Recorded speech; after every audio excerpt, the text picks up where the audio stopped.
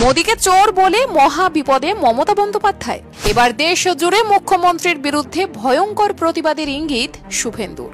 এই রাজ্যের মুখ্যমন্ত্রী আজ রাজ্য বিধানসভায় বক্তব্য রাখতে গিয়ে রীতিমতো মেজাজ হারিয়েছেন। বিরোধীরা যে সমবেত প্রতিবাদ করেছে তা তিনি সহ্য করতে পারেননি। তিনি ভাবতেও পারেননি যে বিরোধী দলনেতা বিধানসভায় সাসপেন্ড থাকলেও বিজেপির অন্যান্য বিধায়করা এত প্রতিবাদী হয়ে উঠবেন। তাই বক্তব্যের মাঝে তিনি বিজেপিকে আক্রমণ করতে গিয়ে নরেন্দ্র মোদীকেও আক্রমণ করে বসেছেন।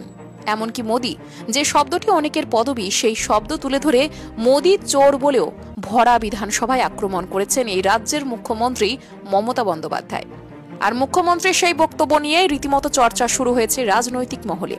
আর সেই বিষয়টি তুলে ধরেই এবার গোটা দেশ জুড়ে মোদী চোর বলার কারণে যে মুখ্যমন্ত্রীর বিরুদ্ধে চরম প্রতিবাদ হতে পারে সেই ইঙ্গিত দিয়ে দিলেন রাজ্যের বিরোধী দলনেতা শুভেন্দু অধিকারী। প্রসঙ্গত এদিন রাজ্য বিধানসভায় হুলস্থুল পরিস্থিতির সৃষ্টি হয়, যেখানে মুখ্যমন্ত্রী বক্তব্য রাখার সাথে সাথেই বিরোধীরা তাদের প্রতিবাদ শুরু করেন, যার পাল্টা মুখ্যমন্ত্রী মোদী চোর বলে একটি মন্তব্য করেন।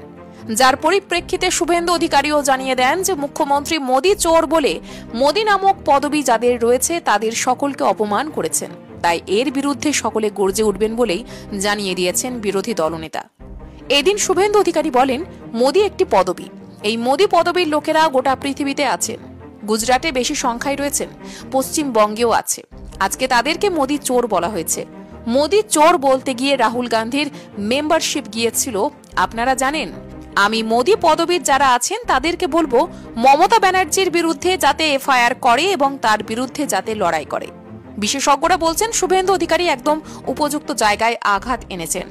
মমতা বন্দ্যোপাধ্যায় আজকে মোদী চোর বলে যে শব্দ প্রয়োগ করেছেন তাতে তিনি মোদী পদবী যাদের আছে তাদের ক্ষোভকে আরো বাড়িয়ে দিলেন। আর মমতা বন্দ্যোপাধ্যায়ের এই বক্তব্যকে হাতিয়ার করেই সমস্ত মোদী পদবীর লোকেদের মমতা বন্দ্যোপাধ্যায় অপমান করেছেন বলে দাবি করলেন। যার ফলে জনতার ক্ষোভ যদি এবার বৃদ্ধি হতে শুরু করে এবং শুভেন্দু অধিকারীর কথা মতো যদি মোদী পদবীর মানুষরা মমতা বন্দ্যোপাধ্যায়ের বিরুদ্ধে প্রতিবাদে সামিল হন, তাহলে এই রাজ্যের মুখ্যমন্ত্রী চরম গাড্ডার মুখে পড়ে যাবেন বলেই মনে করছেন রাজনৈতিক বিশেষজ্ঞরা।